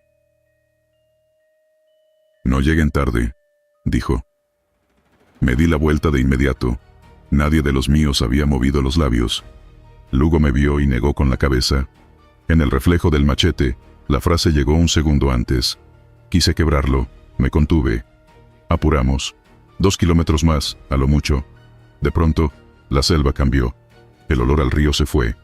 La brisa trajo humo de fogón. Escuché un gallo a lo lejos. Eso significaba casas, gente, salida. El atragantamiento de la garganta se me aflojó tantito, pero la selva no iba a dejarnos sin su despedida. Al llegar a la brecha, topamos con un charco largo que cruzaba el camino. Era del tamaño de una camioneta, formado por llantas pesadas. El agua estaba quieta, muy quieta, demasiado. Se veía mi cara perfecta, los poros, las ojeras, y detrás de mí, como en aquel momento en la orilla, la cosa sin rasgos. No era una sola. Eran 6, una por cada uno. Las 6 avanzaron al borde del charco. Se quedaron paradas justo sobre la línea entre barro y espejo. Chaparro dio un paso, y su reflejo lo dio antes, pero hacia nosotros. Yo hice señal de «alto, no crucen». No quería que nadie pisara eso. «La rodeamos», dije. Bordeamos por la orilla, pegados al monte. El barro se hundía, nos jalaba las suelas. Pérez resbaló con una maldición. Puse la mano en el tronco de un árbol para agarrar balance. En ese tronco había savia, y la savia brillaba como un lente. Me vi la mano. La mano del reflejo tenía una cicatriz que yo no tengo. Me entró un escalofrío que me dobló un dedo. Ya no eran segundos de ventaja, era otra versión. «¡Rápido!», grité, ya sin importarme hacer ruido. Cruzamos. Al pisar el otro lado, escuché un golpe de agua fuerte detrás, como si algo grande hubiera caído en el charco. No me giré. Aceleramos hasta que la brecha se abrió por completo, y vimos, finalmente, la línea de luz pálida del amanecer rasgando la selva. Del lado derecho, se adivinaban cercas y un corral. Un perro ladró, y ese ladrido, normal, vulgar, me sonó a campana de iglesia. Paramos a respirar bajo un árbol seco. Las manos nos olían a metal, a agua vieja. Lugo se dejó caer, y soltó una risa floja, de desahogo. El chaparro se sentó y se tapó la cara. Pérez ni rió ni lloró. Nomás se quedó mirando la nada, masticando el aire. Ahí pensé que ya había pasado lo peor. Me equivoqué por última vez esa noche. Al levantarme para ajustar la mochila, vi mi sombra en el suelo. Se proyectaba larga, raro por la luz de la mañana, y noté que la sombra tenía la mano vendada. Yo no. Extendí mi mano real, y la sombra me enseñó una venda sucia, apretada. Detrás de la sombra, otra sombra más corta, con una línea en el cuello. Tragué saliva, y caminé hacia el camino. La sombra me siguió. Al dar el tercer paso, la venda desapareció. ¿Qué significaba eso? No quise buscarle interpretación. Nos recogió una patrulla de apoyo a media hora del caserío. No conté todo. Dije que hubo un fenómeno raro en el agua. Entregué ubicación, Di mis impresiones, las justas. Esa misma tarde nos enviaron al destacamento para revisión médica y de armamento. Todo en orden. Nadie herido. Nadie deshidratado. Nadie drogado. Pero esa noche, al bañarme, noté un detalle mínimo. En la parte interna de mi muñeca derecha, donde uno a veces apoya el reloj, había una marca pálida, como de una venda que ya no está. Días después, un viejo de por allá nos dijo que en el San Pedro hay lugares donde el agua se acuerda antes que tú. Que no te puedes ver mucho rato en esos lugares porque el reflejo se enfada y se te adelanta. Me lo dijo con la tranquilidad con la que uno te da la receta de un té. Quise tomarlo a broma, pero tuve la prudencia de no reír. No he vuelto a esa ruta, no por cobardía, por respeto. Hay sitios donde el tiempo no está clavado con clavos rectos, y uno no va a enderezarlo con machete. Si alguien me pide consejo, digo lo mismo. No te confíes cuando la selva te devuelva la mirada muy pronto. No intentes ganarle la carrera a tu reflejo. Si ves vidrios en el barro, no los toques. Si el río deja de correr, retrocede. Si escuchas tu voz detrás de ti, no contestes.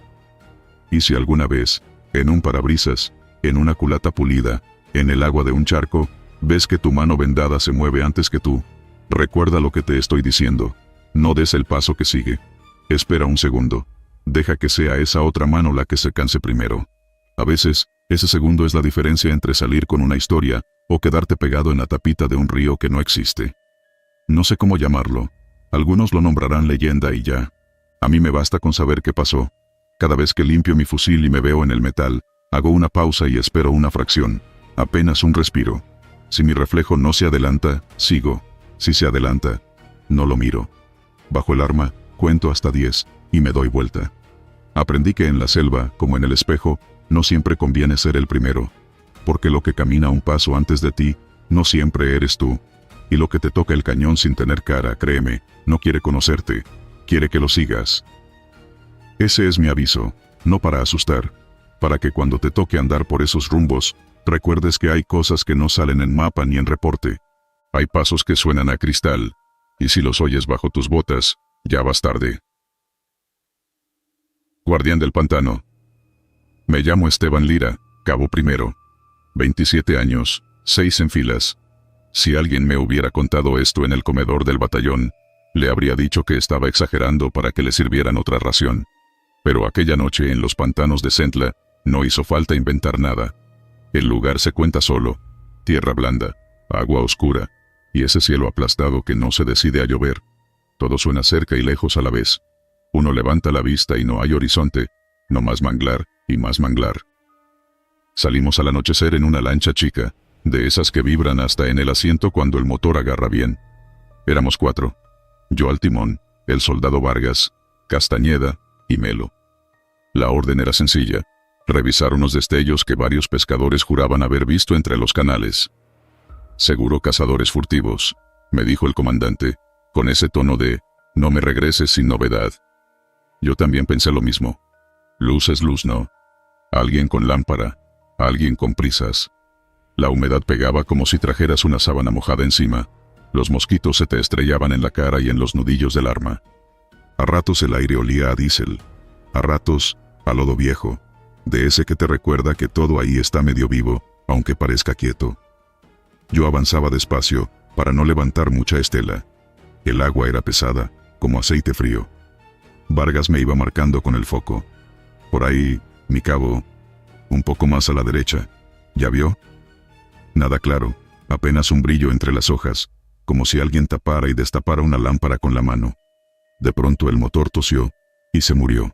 Sin aviso. Ni un petardeo largo, ni un jalón raro. Se apagó, y el silencio nos cayó encima. Cuando digo silencio, no es que no hubiera ruido. Al contrario, escuchamos grillos, chapoteos, algo que rozaba las raíces. Pero el silencio del motor, eso te deja con tus propios pensamientos, y créame, a esa hora no son la mejor compañía. Intenté arrancar otra vez. Le jalé la cuerda, revisé el cebador, le di 2 palmadas al filtro. Nada. Como si se hubiera tragado un sueño pesado. Me lo chistó bajito. Mi cabo, mire al frente. Apuntó con la linterna y entonces lo vimos. A unos metros, ahí parado, emergiendo del agua como si lo mecieran. No era una persona, pero tenía forma de persona. Ramas entrelazadas, raíces colgando, musgo pegado a una silueta alta. Si se movía, no lo hacía como nosotros. Era más bien que el agua lo dejaba aparecer y desaparecer despacito. Y en el pecho, una luz azul. No grande, no viva como fuego. Una luz guardada, como cuando aprietas una luciérnaga en la mano y se asoma por los dedos. No dije nada. Sentí la nuca caliente. Vargas se santiguó con rapidez. Castañeda soltó un «ah caray», que se quedó flotando. «¿Quién anda ahí?», grité, como si fuera un borracho perdido. Mala costumbre de ordenarle al miedo que se identifique. La cosa no respondió, pero la luz titiló. 2, 3 veces. Y me pareció que con cada destello estaba más cerca, como si la distancia se acortara sin que nadie remara. Encendimos la linterna con más ganas, tratando de agarrarla bien. Y entonces sucedió otra cosa. Cada vez que le dábamos luz, la figura parecía acercarse unos centímetros, y cuando bajábamos el haz, se quedaba quieta. «Apáguela, mi cabo», dijo Melo, con la voz raspada. La apagué un segundo, y el azul del pecho se volvió el único faro. No sabría explicarlo, pero esa claridad me entró por el estómago, no por los ojos. Sentí como si me hablaran sin sonidos, o palabras. Una intención. Algo así como, «vayan para allá». Absurdo. Pero así fue. Vargas quiso retroceder, se paró de golpe. La lancha se ladeó, y él resbaló.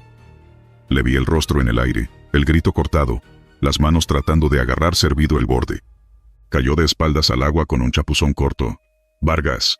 Me aventé al frente para tomarlo del chaleco. Lo alcancé a agarrar, sentí su hombro duro, y en ese momento jaló algo desde abajo. No era corriente, no era un tronco. Era una fuerza terca, con ritmo, como si alguien más tirara de él hacia el fondo. Vargas me miró una fracción de segundo. No fue el miedo en sus ojos lo que me partió, fue la sorpresa. «¿Así?», parecía pensar. «¿Así me voy?». Castañeda se lanzó también. Entre los dos lo jalamos a medio cuerpo. El agua le cubría la mitad del rostro. Lo que lo agarraba no cedía. Le vi las botas moverse rápido, buscando piso que no existía. «¡Suelte, suelte!», le grité, como si lo que fuera que lo tenía entendiera español. Apreté la correa, y sentí que del otro lado, debajo de la superficie, alguien me respondía. Una mano contra otra mano, pero de otro tiempo. Me clavé las uñas en la palma para no soltarlo. Duró segundos, pero a mí se me hicieron cuadras. Y entonces, de golpe, una burbuja grande, como si allá abajo respiraran. Vargas se me escurrió de las manos. Se fue hacia la oscuridad con una suavidad insultante. El agua volvió a cerrarse sobre sí misma, y lo único que quedó fue la estela quebrada de la linterna. Disparamos, no para matar al agua, sino para decirle que aquí estábamos. Tiros cortos. El fogonazo iluminó las raíces, y el pantano respondió de forma que todavía me persigue en sueños. No con eco, sino con aliento. El agua se alzó, como un pecho que toma aire. El lodo se separó en líneas finas. «Vámonos, vámonos ya», dijo Melo, con una voz que no le conocía, hueca de susto. Yo seguía queriendo arrancar el motor, pero era un cadáver de hierro. Empecé a remar con el remo de emergencia. Castañeda también. No avanzábamos. Parecía que el canal se estiraba con nosotros arriba, como una banda elástica, y el punto de salida nunca se acercaba. La figura seguía ahí. No hacía nada en apariencia, pero he aprendido que no hacer nada también es hacer. El azul del pecho latía a un ritmo que me recordaba al del agua contra el casco, pum pum pum, como cuando el corazón te sube a la garganta y no cabe. Yo tenía la boca seca y al mismo tiempo sentía el sabor salobre del pantano en la lengua. Me ardían los hombros de remar. De pronto, sin avisar, el motor regresó a la vida. Se prendió con un ronquido bronco, y la lancha saltó hacia adelante. Casi me voy para atrás. No me pregunté cómo, simplemente aceleré, y no miré a los lados. No sé cuántas vueltas dimos. Los canales ahí parecen iguales, pero no lo son. Hay tramos donde el manglar se cierra, y uno ve tanta raíz, que de veras entiende por qué dicen que esas orillas caminan. La brújula daba vueltas como trompo. El GPS se quedó en buscando. El radio silbaba con un ruido finito, como de tele vieja. Yo seguía una idea. Para allá es casa. A veces uno seguía por terquedad, y a veces, la terquedad te salva. Cuando amaneció, ni cuenta nos habíamos dado en qué momento salió el sol. A veces el día en el pantano no llega, nomás sube de intensidad el gris. Estábamos varados en otro canal, varios kilómetros lejos de donde, según nosotros, había empezado todo. Vargas no estaba. Meló se quedó callado, mirando el agua como si le debiera una explicación. Castañeda me preguntó si creía que lo encontraríamos. Le dije que sí. Lo dije por decir algo que no nos partiera allí mismo. Nos arrimamos a un caserío sobre pilotes y pedimos apoyo. Llegó la patrulla fluvial. Hicimos el reporte. La marea cambia los cuerpos, nos dijo el comandante por radio, y a todos se nos frunció algo por dentro. No hay marea ahí. Y si la hubiera, no agarra así. No se lleva a un hombre con ese gesto de «vente» que yo sentí en las manos. Buscamos 2 días. Nada. La familia de Vargas vino con una hielera grande, como si uno pudiera empacar el dolor. Y luego se fueron con una esperanza mala, de esas que te tienen sentado viendo la puerta por años. Después vinieron los comentarios. El viejo del embarcadero nos dijo que lo que habíamos visto era el guardián.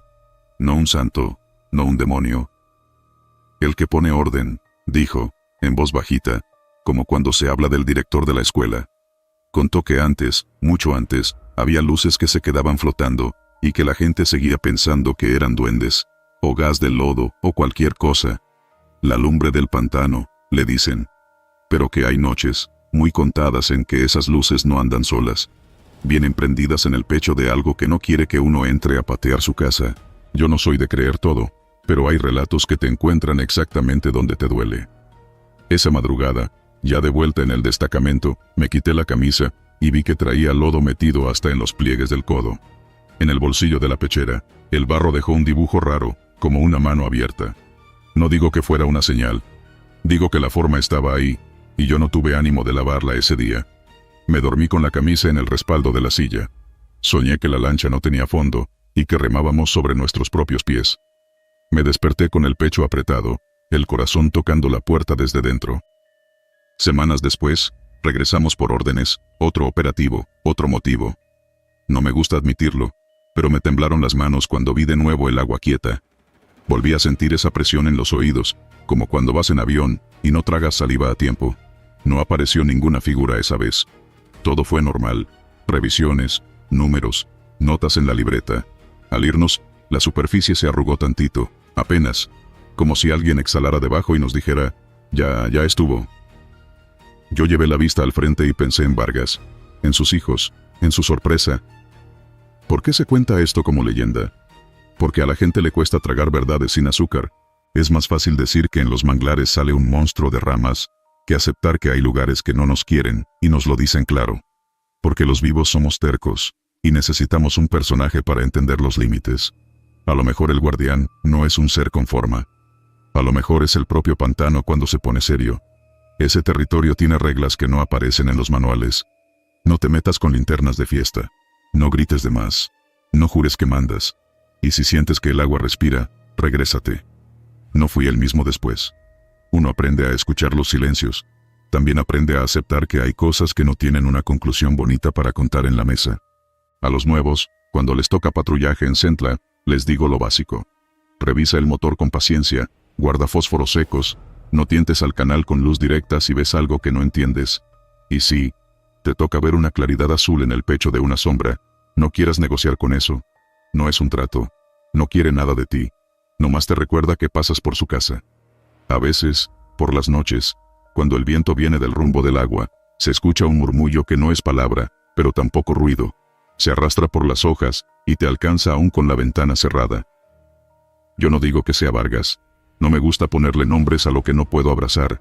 Digo que el guardián sigue haciendo lo suyo. Que no nos odia, pero tampoco nos celebra. Que cumple. Y que nosotros, los que vivimos de entrar y salir por donde nos mandan, debemos aprender a pedir permiso sin hablar. Si usted va por esos rumbos, no se confíe del brillo, la luz, allá, a veces miente, o a veces dice la verdad muy de golpe. No la persiga como si fuera una señal de buena suerte. Vaya con respeto, como cuando entra a una casa ajena, y se limpia los pies sin que se lo pidan. Y si en algún momento siente que el agua toma aire, y que el manglar lo mira desde dentro, no se haga el valiente. Afloje el paso, y dé la vuelta. Nadie le va a aplaudir por quedarse. Nadie le va a contar la historia si no regresa. Yo la cuento porque tuve la suerte de volver. Y porque todavía me despierto con el sabor del lodo en la boca, recordando esa mano que no vi, pero que me jaló por el compañero hasta que no pude más. Eso es lo que hay. Ni más, ni menos. El resto lo inventan los que no estuvieron. Yo no quiero convencer a nadie, solo dejar esta nota como quien clava un letrero en una cerca. No pasar. No por miedo, sino por respeto. Allá adentro, el guardián hace su trabajo. Ojalá nosotros aprendiéramos a hacer el nuestro igual de claro. Y si alguna vez escucha usted ese murmullo que camina sobre el agua, no le busque conversación. Déjelo pasar. No todo lo que llama, hay que atenderlo. Río invertido. Soy el sargento primero Félix Montalvo, 35 años, 3 en servicio. Digo mi nombre porque si alguien vuelve a esa orilla, que por lo menos sepa a quién creerle. Esto fue en la frontera con Belice, por el rumbo del río Hondo. Selva cerrada, barro que se te traga la bota hasta el tobillo y un calor que te hace sudar la nuca incluso de madrugada. Nos mandaron a revisar una balsa abandonada. Decían que la usaban para cruzar mercancía. Nada del otro mundo, nos dijeron. Puras cosas pequeñas. Eso repetí mientras ajustaba el chaleco y revisaba la linterna. Nada del otro mundo. Fuimos 5. Yo, el cabo Carballo, el soldado Jiménez, el recluta Perea y el chofer del vehículo, un veracruzano callado que todos apodaban Mapache por las ojeras. Llegamos casi al anochecer porque el camino se había puesto pesado. Una vereda apenas, raíces como trampas y charcos espesos. Cuando por fin escuchamos el rumor del agua, a mí se me aflojó la quijada. Uno se acostumbra al sonido de un río. Naces, escuchas su corriente, sabes cuándo baja con fuerza y cuándo apenas jadea. Pero esa vez no me cuadró. Sonaba como si respirara al revés. No sabría explicarlo mejor. La orilla estaba quieta, mosquitos a montones. Olía a pasto podrido y a hierro, como si alguien hubiera pasado sangre y la hubieran lavado a medias. Encontramos la balsa varada entre lirios y ramas. Nada especial. Tablones atados con alambre, un par de botellas de plástico amarradas para flotar. El cabo Carballo marcó el perímetro. Perea, todo nervios porque era de los nuevos, preguntó si íbamos a cruzar.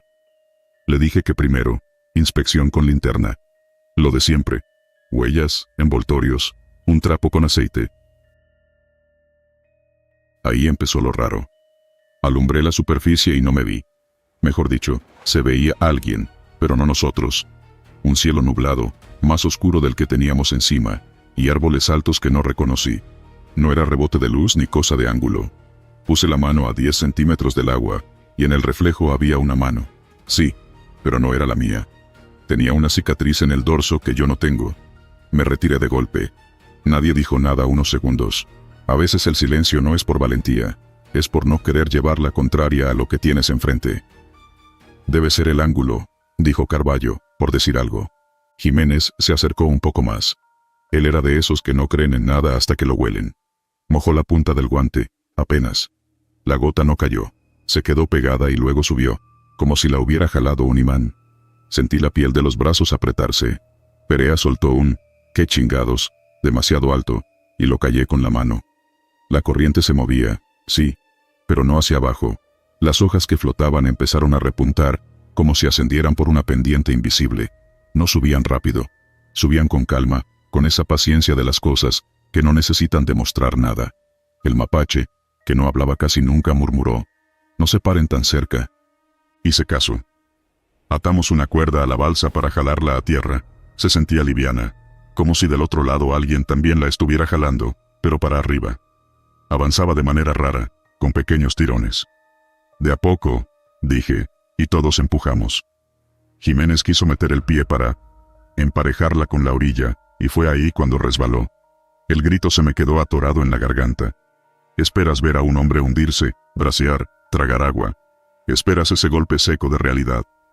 Pero Jiménez no bajó. Subió. Quedó boca arriba, flotando bajo una capa de vidrio que no estaba ahí un segundo antes, como si el río tuviera dos pieles y hubiera atrapado la de arriba. «¡Cuerda, cuerda!», grité. Le lancé la punta. Vi su mano alargar los dedos y, a la vez, vi otra mano en el reflejo. Esa con la cicatriz hacer el mismo gesto, pero con un segundo de atraso, como si imitara, no como si fuera él.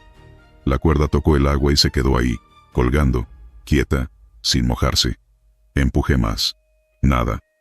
No quería entrar. La linterna de Perea temblaba, el haz de luz rebotaba en esa superficie cielo, y me regresaba a la cara como un rayo de estadio. Jiménez dejó de moverse, no porque se ahogara. Era como si lo estuvieran deslizando hacia otro lado, paralelo al nuestro. Por un momento, su cara quedó en línea con la mía, a una distancia imposible. Tenía los ojos abiertos, muy abiertos, y una expresión que no se me ha borrado. Ni miedo puro, ni resignación. Algo en medio. Luego, su cuerpo se estiró un poco, como si el agua lo planchara, y se perdió hacia arriba, adentrándose en el reflejo de ese cielo, que no era el nuestro. Fue tragado por su propia imagen. No hay manera bonita de decirlo. No disparamos. ¿A qué? ¿Al agua? ¿A otro cielo? Nos echamos para atrás como si el río nos fuera a morder. El mapache apagó la linterna sin pedir permiso. Quedamos a oscuras unos segundos hasta que el ojo se acostumbró.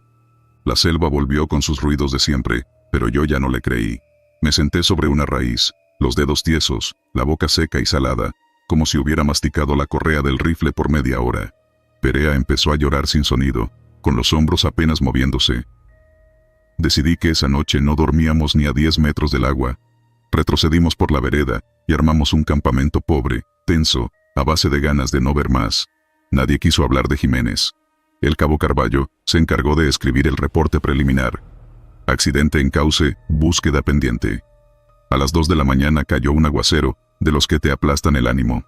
Pensé, si el río se pone bravo, nos arrastra a todos. Pero el río no sonaba bravo. Sonaba como respirando hacia arriba otra vez. Me tapé la cara con el poncho y esperé el amanecer contando la respiración para no quebrarme. Al alba regresamos. Yo quería creer que con luz las cosas iban a regresar a su lugar, que la mente nos había jugado una trampa. El río estaba liso, planchado, como un espejo recién pulido, ni una arruga. En la superficie se veían sombras, como de gente dormida. Nos reconocí. Ahí estaba mi bulto, el de Carballo, el de Perea, el del mapache. Y vi otra sombra que no debía estar moviéndose entre nosotros. Caminaba con calma, se agachaba, nos miraba desde ahí. Me subió un frío por los hombros. No era una sombra más oscura que las demás. Era más nítida.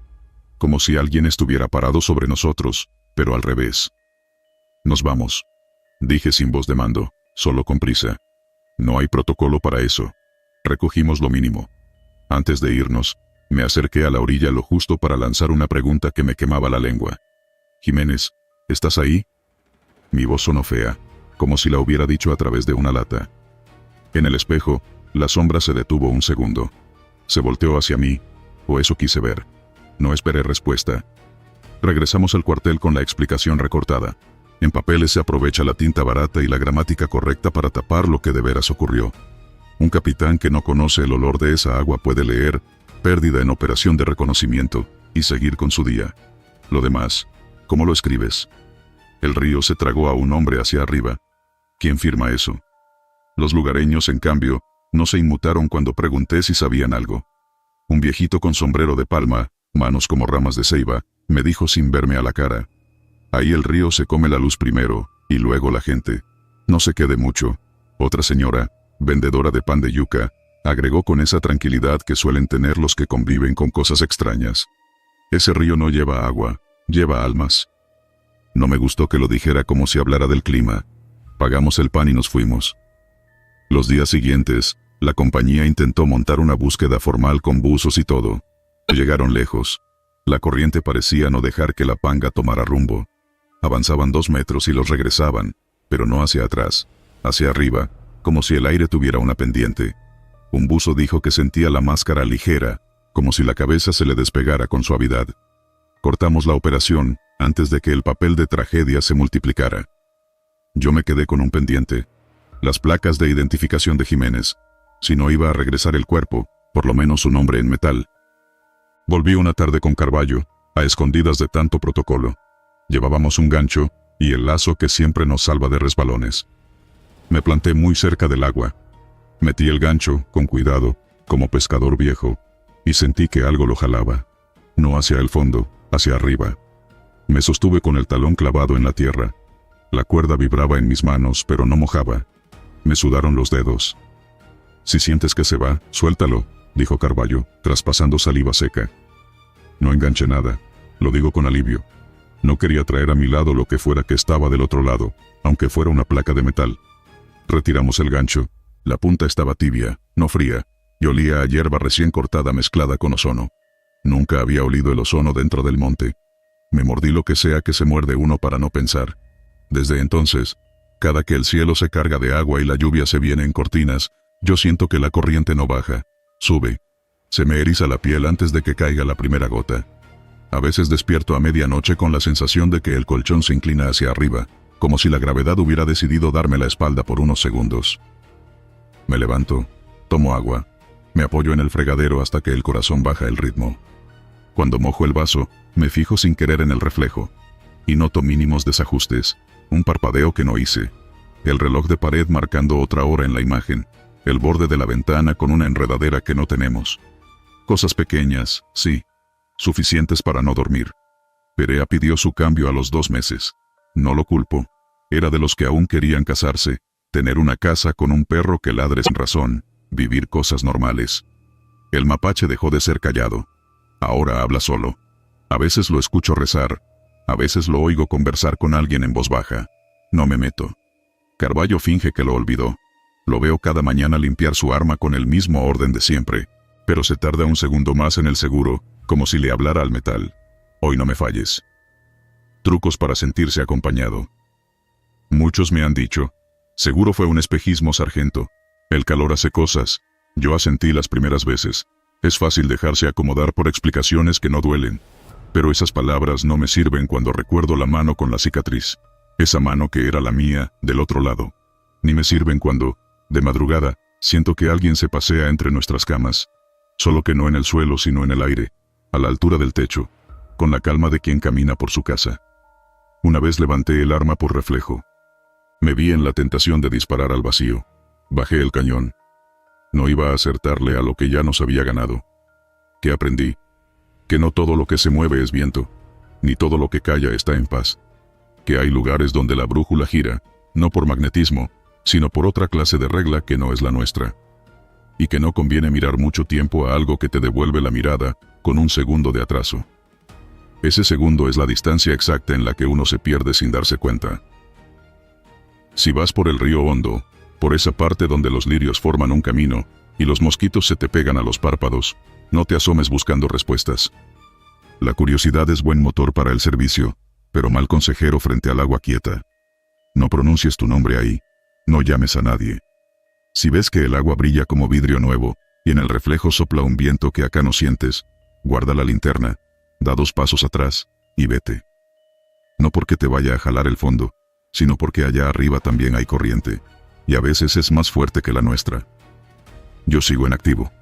Sigo cumpliendo órdenes, llenando reportes, haciendo listas de equipo, marcando rutas. A simple vista, nada ha cambiado. Pero cada vez que llueve y el techo tamborilea, yo cuento no en segundos, sino en silencios. Si me toca volver por esos caminos, y tarde o temprano nos toca, no iré con valentía falsa, ni con superstición barata. Iré con respeto. Y con el recuerdo de Jiménez caminando, no en la tierra, sino por encima de nosotros, despacio, como si buscara un lugar para bajar.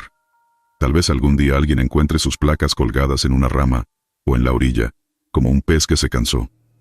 O tal vez ya no regrese nada. No me corresponde decidir. Lo único que puedo decir es esto. Hay ríos que no cargan agua. Cargan lo que somos cuando dejamos de mirar el suelo. Y si sientes que la corriente se te sube al cuello desde adentro, no te quedes a ver qué pasa. Da media vuelta. Respira. Deja que el mundo vuelva a caer hacia donde debe. Y no repitas mi nombre en voz alta junto a esa orilla. No sea que responda el que se me parece, pero no soy yo. Pozo de las Luciérnagas. Soy el cabo de transmisiones Ricardo Vega, 24 años, 3 en el ejército. Lo que voy a contar pasó en una base improvisada a unos kilómetros de la frontera con Guatemala. El claro donde montamos campamento olía a hoja húmeda y diésel. De día, pura selva cerrada y zancudos tercos.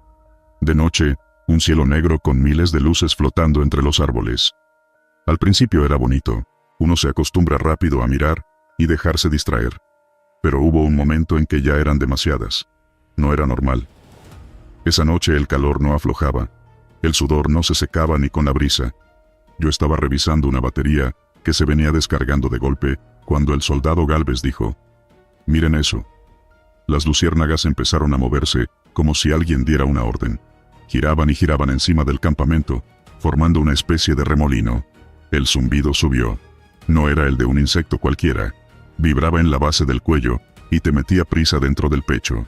A los pocos segundos, ese remolino bajó hasta el centro del claro donde había un pozo viejo. Un hueco redondo, forrado de piedra, seco desde quién sabe cuándo. Las luces se arrimaron a esa boca como si la respirara. El teniente, necio por naturaleza, dijo que nos acercáramos. «No se separen. Linternas y arma segura», ordenó. Yo llevé la radio por costumbre, como si la señal fuera a servir de algo en medio de tanto monte. Me asomé, y el aire del pozo salió tibio, con olor a metal mojado. Lo raro fue que, en vez de oscuridad, adentro había un brillo dorado moviéndose, no como lumbre, más bien como agua con luz mezclada. Uno ve cosas y se engaña solo. Pensé, es un reflejo, alguna trampa de la vista. Me quise convencer, pero sentí un tirón, suave primero, luego más fuerte, justo en el centro del pecho, como cuando te jalan de la playera por el cuello. No era afuera, era por dentro, como si algo ubicara el latido y lo quisiera arrastrar. El cabo Serrano se inclinó mucho, lo alcancé a tomar de la mochila, y él, terco: «Ya vi algo, espérame». Ni tiempo me dio. Resbaló, la bota raspó la piedra, y cayó. No gritó. Nada. Solo un fogonazo debajo, y las luciérnagas se dispararon hacia nosotros, cubriéndonos la cara, metiéndose por las mangas. Por un instante el claro se llenó de figuras hechas de puntos de luz, perfiles de gente, ojos que no eran ojos, bocas sin dientes, niños pequeñitos de hombros angostos, una mujer con el pelo hasta la cintura, un señor con sombrero. No caminaban. Estaban ahí, mirando. Duró lo que un parpadeo largo. Luego se quebraron, como si el aire desarmara la forma, y volvieron a ser bichos. Bajamos la linterna otra vez al pozo. El resplandor ahí seguía, más profundo ahora, y parecía agitarse. El teniente preguntó si había sonido. Le dije que no, pero mentí. Yo sí lo escuchaba. Una especie de respiración hundida, lenta, con pausas irregulares. Si dejabas de respirar un segundo, podías distinguirla. El teniente ordenó asegurar el perímetro y pedir apoyo. Yo agarré la radio, di coordenadas, pedí extracción y una cuerda larga. La estática respondió como siempre. Nadie entra rápido cuando la selva se pone de mal humor. No podíamos quedarnos de brazos cruzados. Gálvez y yo amarramos cuerdas a un tronco.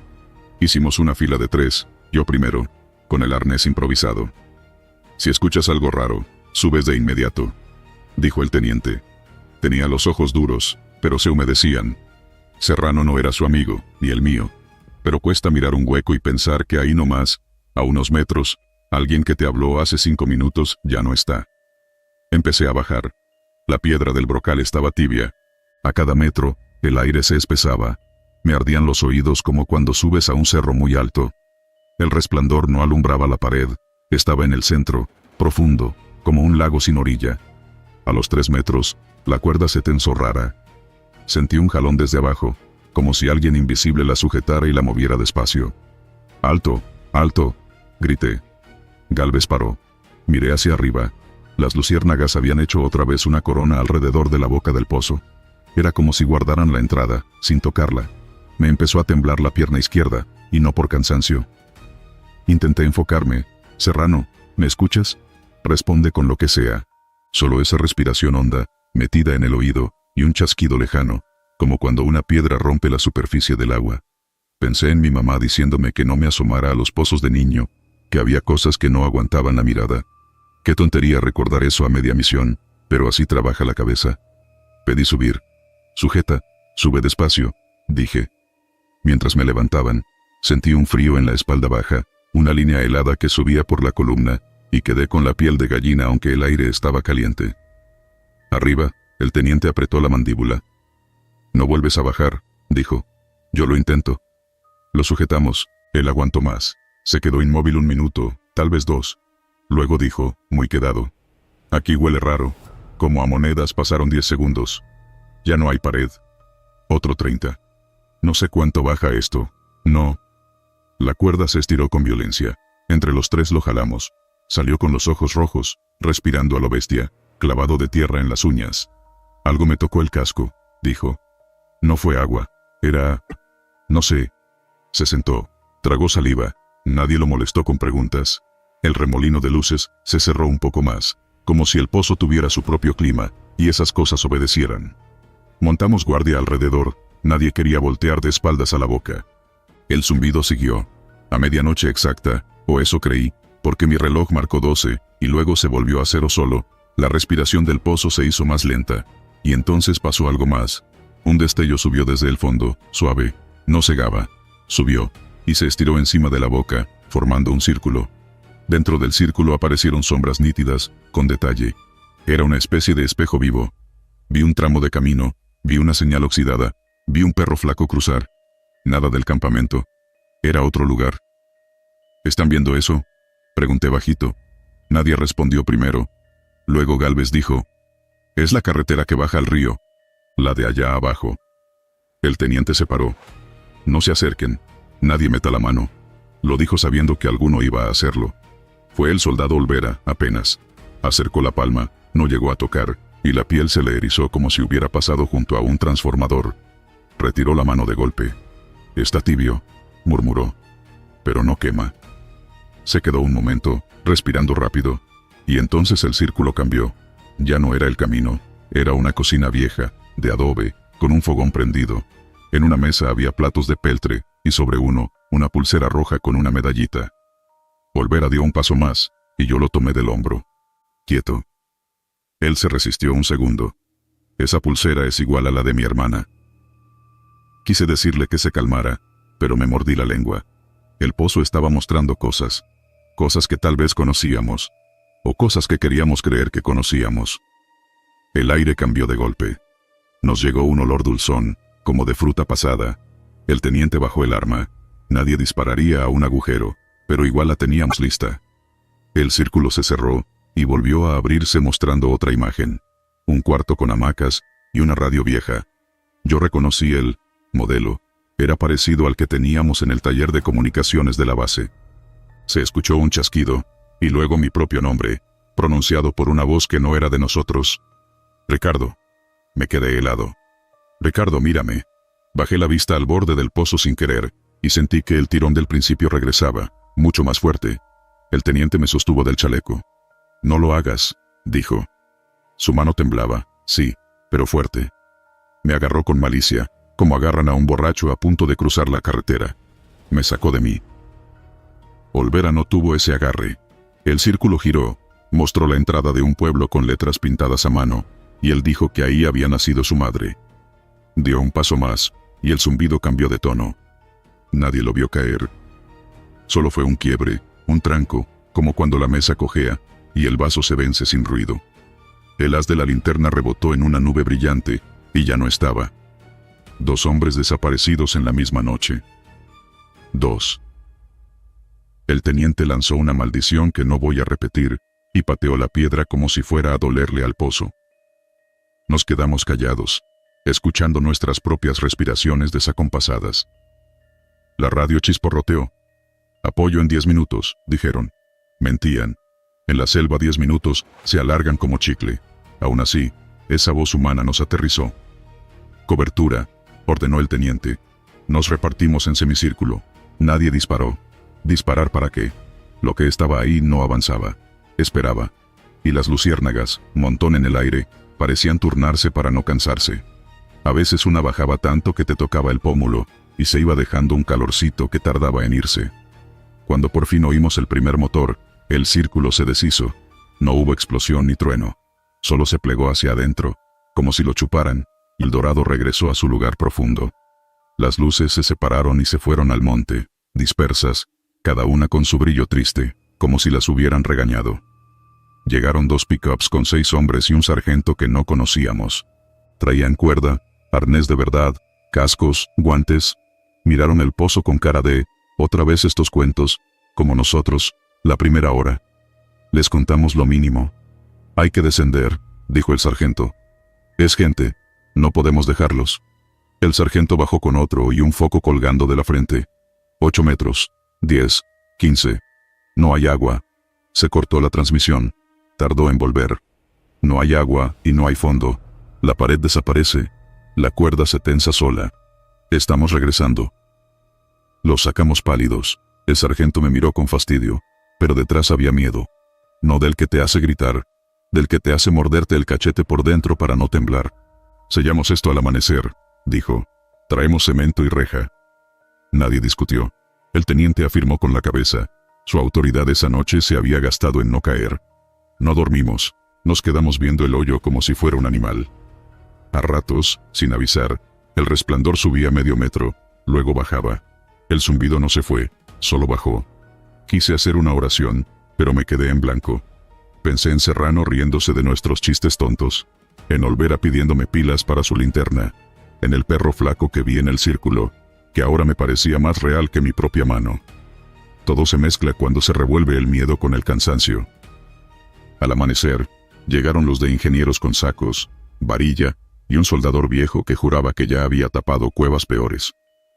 Esto no es cueva, le dije sin ganas. Ajá, respondió. Ninguna lo es hasta que se enoja. Montaron una estructura metálica, soldaron un reticulado y empezaron a verter mezcla. Trabajaron sin chistes. En el tercer saco, el cemento dejó de hacer ese sonido de lodo cayendo y comenzó a sonar como si se metiera en algodón. No tengo otra forma de decirlo. Uno conoce el oído de la materia, y eso no era la boca de un pozo. Era otra cosa tragándose la idea del peso. Sigue, ordenó el sargento. Más. Tiraron 6 sacos, 8, 10. El nivel subió un poco, y a los 10 minutos bajó solo, como si alguien lo hubiera aplanado desde abajo con una mano invisible. El soldador se quitó el casco. Nadie dijo la palabra que todos pensamos. Al mediodía pusieron la reja. Quedó fea, oxidándose ya con el agua del aire, pero firme. El sargento clavó una placa de peligro no acercarse. Nos cambió el turno y nos ordenaron mover el campamento unos metros. Mientras recogía cables, vi a una luciérnaga estacionarse sobre la placa nueva. Dio un par de luces y se apagó. Tuve el impulso tonto de tocarla. No lo hice. Nos fuimos del claro con el motor ahogando cualquier sonido. Cuando llegamos a la base, entregué el reporte. Escribí. Desaparición de 2 elementos en acción. Coordenadas, hora, circunstancias. Evité las palabras grandes. Nadie quiere leerlas. Nadie quiere verlas en un papel oficial. El teniente firmó sin mirarme. Me dijo que tomara agua y me recostara. Dormí a pedazos. Soñé con la cocina de adobe y la pulsera roja. En el sueño, yo la tomaba y se deshacía, como si la hubieran hecho con sal. Días después, por protocolo, regresó un grupo reducido a verificar la reja. Yo no fui, pero Gálvez sí. Volvió con la boca apretada. La reja está, pero el cemento no terminó. Le pedí que no siguiera. Me dijo lo esencial, que el aire sobre la boca estaba tibio, a pesar de la sombra de los árboles, y que a cierta hora, cuando el sol quedaba de frente, se veía un brillo por entre las varillas, muy leve, como el que hace una moneda cuando rueda al fondo de un vaso. Lo de Serrano y Olvera no se mencionó otra vez. En el comedor, cuando alguien preguntaba, los demás cambiaban de tema. Sus costumbres. Uno cree que el silencio se porta bien con los muertos. No sé si es verdad. Una noche, sentado en la hamaca, me miré las manos. Tenía pequeños puntitos de luz aún, marcados, como cuando te queda el golpe de un flash bajo los ojos. Los parpadeé. Se fueron. Me quedé con la sensación, nada más. Y el olor a monedas. A veces todavía me despierta. Ahora, si de noche veo luciérnagas, no me acerco. No aplaudo su dibujo en el monte, ni saco el celular para grabar. Cambio de camino. Me engancho a otra ruta. Me invento una vuelta. Si alguien me dice que exagero, lo dejo hablar. No necesito convencer a nadie. En la selva hay luces que no vuelan. Esperan. No alumbran para que veas el camino. Alumbran para verte a ti, para encontrar en tu cara lo que te hace falta y jalarte desde ahí. Un brillo puede parecer inofensivo, también puede ser una boca. Si alguna vez pasas por un claro con un pozo sellado y una placa vieja, no te quedes parado leyendo. No te asomes por curiosidad. No creas que por tener compañía estás a salvo. La selva escucha, sí, pero no siempre responde.